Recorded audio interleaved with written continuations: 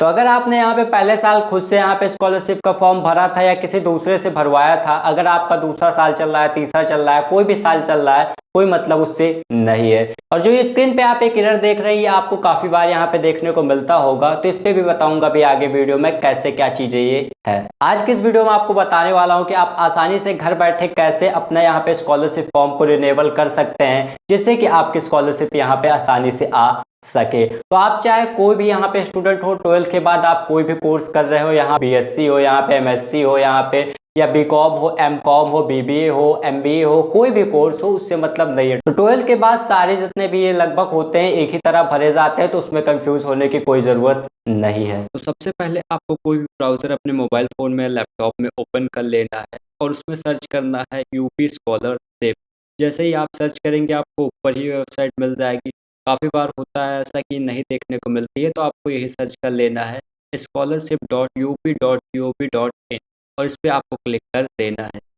उसके बाद website open हो जाएगी। ऊपर ही यहाँ पे देख सकते हैं कि स्टूडेंट का सेक्शन आपको देखने को मिल जा रहा है। यहाँ पे सिंपली आप देख सकते हैं कि एक रजिस्ट्रेशन दिख रहा है। रजिस्ट्रेशन तब करना होता है जब आप पहली बार भर रहे होते हो। रिन्यूअल के लिए रजिस्ट्रेशन यहाँ पे नहीं करना होता है। रजिस्ट्रेशन करने के बाद फ्रेश लॉगिन करना होता है, लेकिन हमारा यहाँ पे रिन्यूअल है, मतलब कि हम एक बार भर चुके हैं, अब हम इसको रिन्यूअल करना चाहते हैं अगले साल के लिए। सिंपली यहाँ पे आपको काफ़ी सारे ऑप्शन देखने को मिल जा रहे हैं। देख सकते हैं यहाँ पे आपको काफ़ी सारे ऑप्शन मिल रहे हैं। जैसे कि यहाँ पे आपको ये तो ऊपर वाले होते हैं स्कूल के लिए। ये यहाँ पे तीसरा है post matric other than inter student login. तो आप 12th के बाद कोई भी कॉलेज कोर्स कर रहे हैं, आप वो सभी में आप ये वाला सेलेक्ट कर सकते हैं। नॉर्मली लास्ट वाला उनके लिए होता है जो कि अदर यहाँ पे स्टेट के होते हैं। तो हम ये वाले पे थर्ड वाले पे क्लिक कर देते हैं, other than inter student login. यहाँ पे सिंपली आपको सबसे पहले जो भी आपका पिछले साल का यहाँ पे रजिस्ट्रेशन नंबर है उसको फिल कर देना है। यहाँ पे आपको डेट ऑफ बर्थ भर देनी है जो भी आपकी है, DDMMYY के फॉर्म में रहेगी। जैसे कि यहाँ पे अगर 1 तारीख है तो आपको 01 लिख देना है, उसके बाद स्लैश लगा देना है और फिर से अगर पहला महीना है तो 01 कर देना है। अगर 1900 यहाँ पे जैसे कि 2010 मान लेते हैं किसी की डेट ऑफ बर्थ है एग्जाम्पल के लिए, तो आपको यहाँ पे स्लैश लगा के 2000 यहाँ पे 10 लिख देना है। मतलब जितने भी आपके डेट ऑफ बर्थ है वो इसी तरह लिख देना है, पहले तारीख फिर महीना और फिर साल। उसके बाद जो भी आपने पासवर्ड बनाया होगा पिछली बार वही वाला पासवर्ड यहाँ पे आपको डालना है। अगर भूल गए हैं तो क्लिक हियर पे क्लिक करके यहाँ पे आप नया फिर से पासवर्ड बना सकते हैं। उसके बाद आपको सिंपली यहाँ पे ये पासवर्ड डालने के बाद आपको ये कैप्चा कोड जो भी दिखेगा, अगर नहीं दिख रहा है तो यहाँ पे रिफ्रेश पे क्लिक कर देना है और जो भी यहाँ पे कैप्चा कोड दिख रहा है यहाँ पे भर देना है। उसके बाद सबमिट पे क्लिक कर देना है। जैसे ही आप यहाँ पे अपने डिटेल्स डालते हैं उसके बाद लॉगिन पे क्लिक करते हैं तो आपको ऐसा कुछ इंटरफेस देखने को मिलेगा। यहाँ पे आपकी सारी डिटेल्स दिख जाएंगी जो कि आपने पिछले साल भरते हुए डाली होंगी, तो वो सारी चीज़ें यहाँ पे देखने को मिल जाएंगी। आपको ये सबसे किनारे यहाँ पे साइड में देखने को मिल जा रहा है, ये प्रमाणीकरण हेतु आधार नंबर डालें।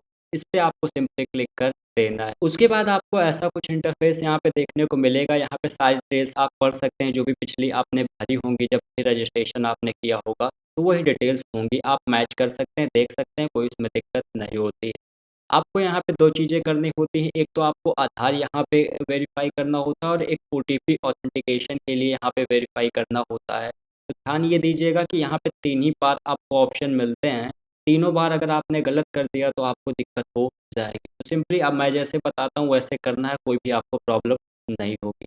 यहाँ पे आपका नाम दिख जाएगा, उसी के नीचे आपको डेट ऑफ बर्थ दिख जाएगी। इसके नीचे आपको सिंपली यहाँ पे क्या करना है, यहाँ पे आधार नंबर डाल देना है। आधार नंबर जो यहाँ पे डालेंगे आप सेम टू सेम वही फिर से अपना आधार नंबर यहाँ पे डाल देंगे और उसके बाद यहाँ पे सिंपली आपको इस बॉक्स पे टिक कर देना है। इसको आप पढ़ भी सकते हैं।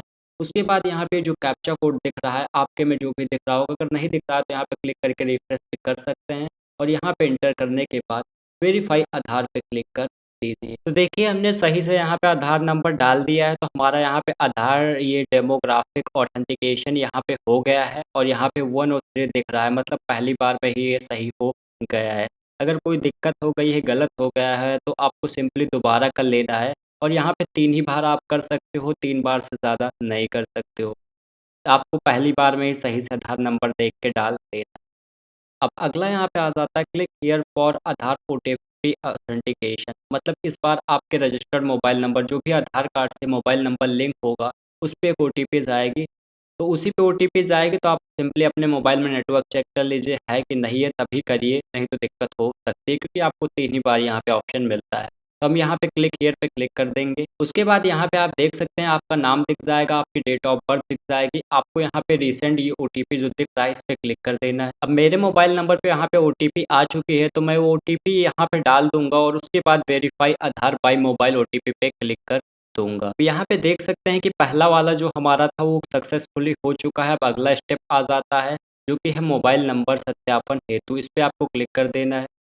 यहाँ पे सिंपली आप देख सकते हैं इधर यहाँ पे क्लिक करना है और अपना मोबाइल नंबर डाल देना है। मोबाइल नंबर वही डालना है जो कि यहाँ पे आपने आधार नंबर के साथ लिंक है, वही वाला सेम आपको यहाँ पे डाल देना है। उसके बाद सिंपली इस बॉक्स पे क्लिक कर देना है, इसको पढ़ लेना है और यहाँ पे जो कैप्चा कोड दिख रहा है इसको डाल देना है। अगर नहीं दिख रहा है तो रिफ्रेश पे क्लिक करके रिफ्रेश भी कर सकते हैं। उसके बाद सबमिट पे क्लिक कर दीजिए। उसके बाद आपके उसी मोबाइल नंबर पे एक ओटीपी आएगा, उसको यहाँ पे डाल देना है। कैप्चा यहाँ पे लोड नहीं हुआ है तो मैं रिफ्रेश पे क्लिक कर दूंगा, ये जो दिख रहा है। अब यहाँ पे कैप्चा मेरे में दिखने लगा है तो मैं ओटीपी डालूंगा। उसके बाद यहाँ पे कैप्चा जो दिखेगा यहाँ पे वो डाल दूंगा। उसके बाद submit OTP and proceed registration पे क्लिक कर दूंगा। तो यहाँ पे अभी कुछ एरर आ जा रहा है, फेल्ड हो जा रहा है। यहाँ पे मेरे पे ओटीपी जो आ रहा है डाल रहा हूँ, उसके बाद कैप्चा डालने के बाद सबमिट कर रहा हूँ। तो मैं थोड़ी देर बाद फिर से ट्राई करूँगा। तो कभी कभार यहाँ पे टेक्निकल प्रॉब्लम की वजह से हो जाता है, थोड़ी देर बाद मैं ट्राई करूँगा, हो जाएगा तो आपको आगे यहाँ पे पता चलेगा। तो यहाँ पे जो ये मोबाइल नंबर सत्यापन हेतु वाला है, इस पे मैंने अपना जो भी आधार कार्ड से मेरा मोबाइल नंबर लिंक था उससे मैंने कल भी ट्राई किया था। आज दूसरा दिन है, मैंने ट्राई किया काफ़ी बार लेकिन नहीं हो पा रहा था, इसलिए मैंने दूसरा अपना मोबाइल नंबर डाल के ओटीपी आया उस पे उसको डाल दिया और हो गया। तो अगर जो भी आधार कार्ड से आपका मोबाइल नंबर लिंक है उससे नहीं हो पा रहा है तो आप दूसरा घर का भी अपना नंबर यूज़ कर सकते हैं, कोई दिक्कत की बात नहीं है, उससे हो जाएगा। अगर आधार कार्ड वाले से ही हो जाता तो अच्छी बात है, तो कोई दिक्कत ही नहीं है। उसके बाद अगला स्टेप आ जाता है जो कि यहाँ पे ये है NCPI सत्यापन हेतु। इस पे आपको क्लिक कर देना है। यहाँ पे आपको कुछ नहीं करना, सिंपली ये चेक NPCI स्टेटस है, इस पे आपको क्लिक कर देना है। अब हमारा सिंपली ये भी हो चुका है। अगर आपका एक बार में नहीं होता है तो आप 2-3 बार ट्राई करिएगा, क्योंकि काफ़ी बार ऐसे सर्वर प्रॉब्लम की वजह से एक बार में नहीं होता है। तो आप दोबारा 2-3 बार ट्राई करिएगा, हो जाएगा, कोई दिक्कत नहीं होगी। उसके बाद अगला यहाँ पे आ जाता है जिसमें कि आपको अपना फॉर्म रिन्यूअल करना है, तो इस पे आपको क्लिक कर देना है नवीनीकरण पे। यहाँ पे आपको सारी डिटेल्स आपके देखने को मिल जाएंगी जो कि आपने पहले से भरी हुई हैं, तो इसमें कुछ भी देख लीजिए आप एक बार ऊपर ऊपर।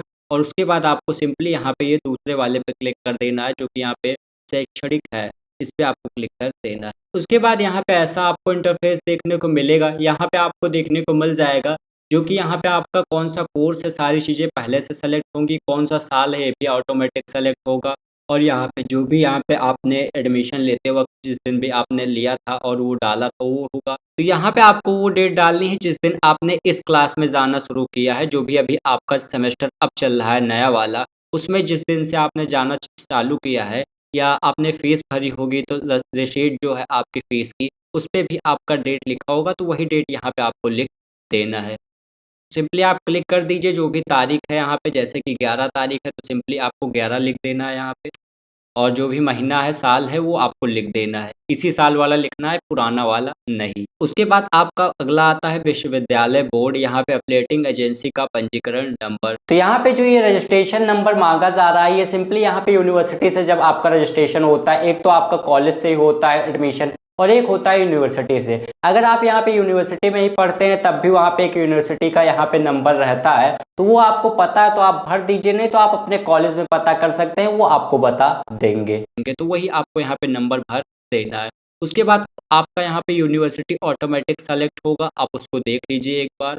उसके बाद अगला यहाँ पे आता है राशन कार्ड। अगर आपका बना हुआ है तो राशन कार्ड की जो संख्या है, नंबर है, वो अपने राशन कार्ड से देख के यहाँ पे भर दीजिए। ज़रूरी नहीं अगर आपके पास है तो भर दीजिए, नहीं तो इस पे स्टार मार्क नहीं लगा हुआ है तो इसको छोड़ भी सकते हैं।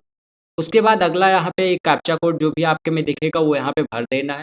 यहाँ पे आपको टिक मार देना है और सबमिट पे क्लिक कर देना है। उसके बाद जैसे ही ये अपडेट हो जाएगा उसके बाद आपको यहाँ पे बैंक वाले पे क्लिक कर देना है। अगर किसी भी कारण से यहाँ पे नहीं हो पा रहा है, कुछ एरर आ रहा है, तो आपको यहाँ पे होम पे चले जाना है और फिर से आ जाना है, क्योंकि काफ़ी बार कुछ एरर आ जाता है तो दिक्कत नहीं लेना है। मैं सिंपली यहाँ पे बैंक पे चला जाता हूँ यहाँ पे। अब आपका जो भी यहाँ पे बैंक होगा वो सेलेक्ट होगा। आप यहाँ पे सही भी कर सकते हैं अपने बैंक अकाउंट को। यहाँ पे सिंपली जो बैंक का नाम है वो यहाँ पे लिखा होगा। उसके बाद जनपद आपको आपका जो भी डिस्ट्रिक्ट है वो आपको सेलेक्ट कर लेना है जो भी आपका यहाँ पे है, और ये वही सेलेक्ट करना है जहाँ पे आपका बैंक अकाउंट है। उसके बाद आपको अपनी बैंक का ब्रांच का नाम सेलेक्ट कर लेना है जो भी आपका बैंक अकाउंट है। पासबुक पे आपके सारे डिटेल्स लिखे होंगे, कोई दिक्कत की बात नहीं है। पे क्लिक कर दीजिए और सेलेक्ट कर दीजिए। यहाँ पे आईएफएससी कोड नीचे आ जाएगा तो उसको चेक कर लीजिएगा कि वही आईएफएससी कोड है कि नहीं जो आपकी पासबुक पे लिखा हुआ है, और यहाँ पे आपका अकाउंट नंबर पहले से लिखा होगा। उसके बाद आपको दोबारा से यहाँ पे क्लिक करके अपना अकाउंट नंबर फिर से लिख देना है, और यहाँ पे जो भी आपका यहाँ पे नाम होगा पासबुक पे वो दिख जाएगा। अगर इसमें कुछ गलत लग रहा है तो आप इसको सही भी कर सकते हैं। उसके बाद सिंपली आपको यहाँ पे क्या करना है, अपना यहाँ पे जो भी ये नंबर दिख रहा है कैप्चा कोड आपके में वो डाल देना है, और यहाँ पे टिक कर देना है इसको बॉक्स को, और फिर अपडेट पे क्लिक कर देना है। उसके बाद अगला यहाँ पे आ जाता है जो कि आपके यहाँ पे जो भी यहाँ पे फीस होती है सालाना वो आपको यहाँ पे भर देना है। आपको ध्यान ये रखनी है कि यहाँ पे जब आप फीस भरेंगे तो आपको पूरी साल की फीस भरनी है। जैसे कि अगर यहाँ पे 5th सेमेस्टर में है तो आपको 5th और 6th सेमेस्टर की पूरी दोनों पूरे के पूरी साल की आपको यहाँ पे फीस भरनी होती है। कुछ लोग गलती क्या करते हैं कि सिर्फ एक सेमेस्टर की यहाँ पे फीस भर देते हैं, तो वो सही तरीका नहीं होता है, क्योंकि आपको भी पता होगा कि यहाँ पे स्कॉलरशिप का जो फॉर्म होता है वो साल में एक बार भरा जाता है। मतलब कि आपको पूरे के पूरे साल का यहाँ पे स्कॉलरशिप मिलती है। तो अगर समझ में नहीं आ रहा है तो सिंपली जाइए कॉलेज में अपने पूछ लीजिए, वो आपको पूरी की पूरी आपकी फीस बता देंगे कितनी फीस आपको स्कॉलरशिप फॉर्म में भरनी है। उसके बाद अगला ये आप देख सकते हैं कैप्चा कोड है। ये सिंपली आपको यहाँ पे जो भी दिख रहा है इस बॉक्स में आपको भर देना है। उसके बाद इस बॉक्स पे टिक लगा देना है, फिर अपडेट पे आपको यहाँ पे क्लिक कर देना है। उसके बाद जैसे ही अपडेट हो जाता है आपको यहाँ पे क्या करना है, सक्सेसफुली अपडेटेड लिख जाएगा, फिर आपको गत वर्ष पे क्लिक कर देना है। उसके बाद अगला यहाँ पे सिंपली जो आ जाता है गत वर्ष, इस पे यहाँ पे देख सकते हैं कि सबसे पहला आ जाता है कि गत वर्ष का परीक्षा फल। तो आप यहाँ पे पास हैं तो सिंपली पास पे क्लिक कर देना। दूसरा है प्रोमोटेड विथ मार्क्स, मतलब आपको मार्क्स मिले हैं, आप प्रमोट हो गए हो। तीसरा यहाँ पे रिजल्ट येट नॉट डिक्लेयर्ड, मतलब अभी तक आपका रिजल्ट नहीं आया है, तो अभी तक नहीं आया है तो आप इस वाले पे टिक कर दीजिए। जब आएगा तब आप यहाँ पे मार्क्स अपने भर दीजिएगा। उसके बाद यहाँ पे अगला आ जाता है प्रोमोटेड विदाउट मार्क्स। इसका मतलब क्या होता है कि आपको बिना मार्क्स के यहाँ पे प्रमोट कर दिया गया है अगले यहाँ पे क्लास में। तो जो भी आप वहाँ पे वो सेलेक्ट कर लीजिए। तो हम यहाँ पे पास है तो पास पर क्लिक कर देंगे। उसके बाद आता है गत वर्ष की परीक्षा प्रणाली क्या है, तो यहाँ पे आपको सिंपली दिख जाएगा। यहाँ पे एक सेमेस्टर प्रणाली मिल जाती है और यहाँ पे आपको मिल जाता है एक वार्षिक वाली। तो आपकी अगर यहाँ पे साल में एक ही बार यहाँ पे परीक्षा होती है, मतलब पेपर होता है, तो आपको वार्षिक वाला क्लिक करना है। और अगर सेमेस्टर वाइज, वैसे सभी कॉलेजेस में सेमेस्टर वाइज एग्जाम होते हैं, मतलब साल में 2 बार, तो आपको सेमेस्टर वाले पे क्लिक कर देना है। जो भी आपके यहाँ होती है वही आप सिंपली क्लिक कर दीजिए। उसके बाद अगला यहाँ पे गत वर्ष का यहाँ पे जो भी आपको अंक यहाँ पे किस हिसाब से मिले हैं, तो यहाँ पे भी आपको ऑप्शन मिल जाते हैं। यहाँ पे देख सकते हैं, एक तो वार्षिक है यहाँ पे, एक यहाँ पे देखने को मिल जाता है CGPA, और एक यहाँ पे देखने को मिल जाता है SGPA। तो ये सिंपली आपका नॉर्मली आपको यहाँ पे परसेंटेज में नंबर मिलते हैं, पहला वाला भर दीजिए। और अगर इन दोनों नीचे वाले में अगर आपको यहाँ पे आपके कॉलेज यहाँ पे देते हैं तो आप यहाँ पे इनमें से सेलेक्ट कीजिएगा। तो मैक्सिमम कॉलेजेस में परसेंटेज में होते हैं, तो पहला वाला ही क्लिक रहने दीजिएगा। उसके बाद अगला आ जाता है संस्था द्वारा अंकित पूर्णांक, मतलब यहाँ पे कितने मैक्सिमम मार्क्स हैं वो यहाँ पे नॉर्मली कॉलेज वाले डाल देते हैं, तो उससे आपको मतलब नहीं, वो वाला वैसे भी आपके काम का नहीं है, तो उसको छोड़ दीजिए आप। अगला यहाँ पे आ जाता है गत वर्ष का यहाँ पे प्राप्तांक, मतलब आपने इस साल में जो भी पिछला साल यहाँ पे था जो आपने पेपर पास किया है ऊपर आपने लिखा, उसमें आपने कितने नंबर पाए थे। जितने नंबर आपने पाए थे वो आपको भर देना है। उसके बाद आपको पूर्णांक भर देना है, कितने में से आपने वो नंबर पाए हैं। तो जैसे यहाँ पे 2000 में से नंबर थे, तो ऑटोमेटिक देखिए नीचे यहाँ पे परसेंटेज अपने आप आ रहा है। तो यहाँ पे ये 900 रुक गया, एक यहाँ पे 0 लगाना मैं भूल गया, ज़्यादा लग गया यहाँ पे, तो ये 90% यहाँ पे हो गया। ध्यान में आपको ये रखना है कि जैसे आप यहाँ पे 5th सेमेस्टर का फॉर्म भर रहे हो, 5th सेमेस्टर में भी आप गए हो फॉर्म भर रहे हो, तो आपको यहाँ पे पूरे जितने भी यहाँ पे चारों सेमेस्टर पीछे हुए हैं सबका भरना है। आप यहाँ पे 3rd सेमेस्टर में भर रहे हो तो आपको जितने भी यहाँ पे 1st 2nd का आपको यहाँ पे पूरा का पूरा भरना होता है मार्क्स। तो यहाँ पे मैं 5th सेमेस्टर का भर रहा हूँ और उसके अलावा यहाँ पे जो नीचे परसेंटेज है ये अपने आप आ जाते हैं, तो इसमें कोई टेंशन लेना नहीं, मैच कर लेना है आप। उसके बाद अगला यहाँ पे आ जाता है शिक्षण संस्थान का नाम। तो आप जहाँ पे भी पढ़ते हैं अपने कॉलेज का नाम आपको लिख देना है, वही कॉलेज का नाम लिखना है क्योंकि आपके जो मार्क्स आपने डाले हैं उसी कॉलेज में आपने पाए हैं। तो यहाँ पे सिंपली अपने कॉलेज का नाम लिख दीजिए। उसके बाद ये जो कैप्चा कोड दिख रहा है उसको यहाँ पे फिल कर देना है, आपको नहीं दिख रहा है तो रिफ्रेश कर लीजिए। उसके बाद यहाँ पे टिक कर दीजिए और फिर अपडेट पे क्लिक कर दीजिए। अपडेट जैसे ही आप कर देते हैं उसके बाद आपको सिंपली यहाँ पे ऊपर होम पे क्लिक कर देना है। होम पे जैसे ही आएंगे यहाँ पे आप देख सकते हैं फोटो आपको अपलोड नहीं करना है, वो पहले वाला ही ले लिया जाएगा। उसके बाद यहाँ पे अगला आ जाता है जांच हेतु आवेदन प्रिंट करें। तो सिंपली यहाँ पे आपको जो भी ये ब्लू वाली लिंक यहाँ पे दिख रही है इस पे क्लिक कर देना है। यहाँ पे सिंपली आपको फॉर्म देखने को मिल जाएगा जो भी आपने भरा हुआ है, रजिस्ट्रेशन करते वक्त जो भी डिटेल्स आपने डाली थी तो वो आपको चेक कर लेना है। अगर कुछ भी गलती नजर आती तो कोई टेंशन लेने की जरूरत नहीं है, आप फिर से अभी आप वो सही कर सकते हैं, कोई अभी आपको कर लेने की ज़रूरत नहीं है। ऊपर आप सिंपली यहाँ पे देख सकते हैं कि आपको प्रिंट दिस पेज का ये ऑप्शन देखने को मिल जा रहा है। इस पे सिंपली क्लिक करके आप यहाँ पे क्या कर सकते हैं, इसका प्रिंट आउट निकाल सकते हैं या अपने डिवाइस में सेव कर लीजिए। और प्रिंट आउट निकाल के या तो आप अपने कॉलेज में चले जाइए और उनको दिखा दीजिए कि इसमें सारी चीज़ें सही हैं कि नहीं है। अगर कुछ भी गलती इसमें है तो कॉलेज वाले बता देंगे, आप उसको सही कर लीजिएगा, अभी आपको कोई दिक्कत लेने की ज़रूरत नहीं। उसके बाद इसको सेव करने के बाद आप बैक पे क्लिक कर दीजिए। अब यहाँ पे आप देख सकते हैं कि ये लास्ट के दूसरा वाला लिंक यहाँ पे खुल गया है। इस पे क्या है आप पढ़ सकते हैं सिंपल सा, जांच के उपरांत आवेदन पत्र को सबमिट करें। अब अगर आप इसको यहाँ पे चेक कर एक बार ये जो जांच वाले पे क्लिक करके आपने यहाँ पे आपको देखने को मिला है जो फॉर्म, इसको अच्छे से आप देख लीजिए, कॉलेज में जाके दिखा दीजिए। अगर कोई भी गलती उसमें नहीं है तो आपको इस वाले यहाँ पे लिंक पे क्लिक करना होता है। ध्यान ये दीजिएगा अगर इस पे आपने क्लिक करके ओके कर दिया तो उसके बाद आप कुछ भी यहाँ पे सही नहीं कर पाएंगे, ये फॉर्म लॉक हो जाएगा। ऊपर आप देख सकते हैं यहाँ पे नवीनीकरण आवेदन पत्र को संशोधित करें, वो लिंक अभी भी दिख रही है। तो अगर कुछ भी गलत आपको लग रहा है कि कुछ गलत हो गया है तो उसको वहां पे क्लिक करके सही कर सकते हैं। तो यहाँ पे जैसे ही क्लिक करेंगे यहाँ पे देख सकते हैं कि आपको आ रहा है कि भैया इसको सबमिट करने के बाद आप कुछ भी चेंजेस नहीं कर पाएंगे। तो सिंपली आपने अगर चेक कर लिया है अच्छे से तो आपको ओके पे क्लिक कर देना है। 3 दिन बाद आपको फिर से चले जाना है, इस यूपी स्कॉलरशिप सर्च कर लेना है। ऊपर ही आपको scholarship.up.gov.in की साइट मिल जाएगी, इस पर क्लिक कर दीजिएगा। उसके बाद आपको स्टूडेंट पे क्लिक कर देना है और यहाँ पे आपको रिन्यूअल लॉगिन पे सबसे नीचे वाले सेकंड वाले पे चले आना है। ये डिटेल्स डालने के बाद आपको सबमिट पे क्लिक कर देना है। तो अब आप यहाँ पे देख सकते हैं इस पे अगर आपने यहाँ पे क्लिक करके ओके पे क्लिक कर दिया होगा तो 3 दिन बाद आपको ये आखिरी वाली लिंक ओपन हो जाएगी, इस पे आप क्लिक कर पाएंगे। इस पे आप जैसे ही क्लिक कर देते हैं तो 3 दिन वैसे लग जाते हैं नॉर्मली, उससे पहले भी कभी कभार हो जाता है बट मैक्सिमम 3 दिन यहाँ पे लग जाते हैं। तो आपको वेट कर लेना है।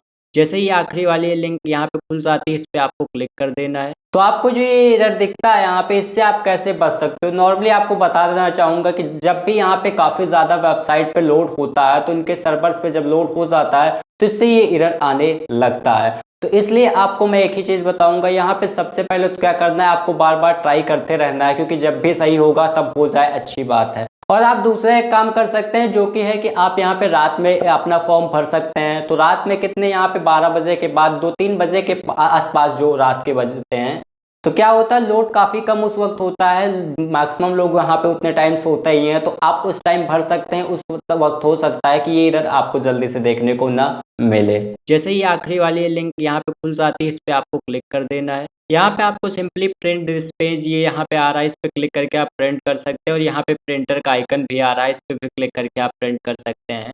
अगर आपके पास प्रिंटर नहीं है तो आप इसको अपने डिवाइस में, मोबाइल फ़ोन में, लैपटॉप में सेव कर दीजिए पीडीएफ फॉर्म में और सिंपली किसी भी यहाँ कंप्यूटर पॉइंट पे चले जाइए और वहाँ पे इसका प्रिंट आउट निकलवा लीजिए। अब इसके साथ जो भी चीज़ें जैसे आपके आधार कार्ड है, आपकी मार्कशीट्स हैं, आपका यहाँ पे जो भी प्रमाण पत्र है, जाति हो गया, आय हो गया, जो भी आपके में लगा है उसको आपको सिंपली साथ में सारी चीज़ें लेके चले जाना है और अपने कॉलेज में सबमिट कर देना है। तो वैसे तो सारी चीजें बता दी हैं, तब भी कोई शंका सुझाव नीचे जाके कमेंट कर सकते हैं। वीडियो पसंद आई तो वीडियो को लाइक कर दीजिए, दोस्तों के साथ शेयर करिए, यूट्यूब चैनल को सब्सक्राइब कर लीजिए, फेसबुक पेज को भी फॉलो कर लीजिए। जल्दी मिलता हूं आपसे एक नई वीडियो के साथ, तब तक आप स्वस्थ रहें, मस्त रहें।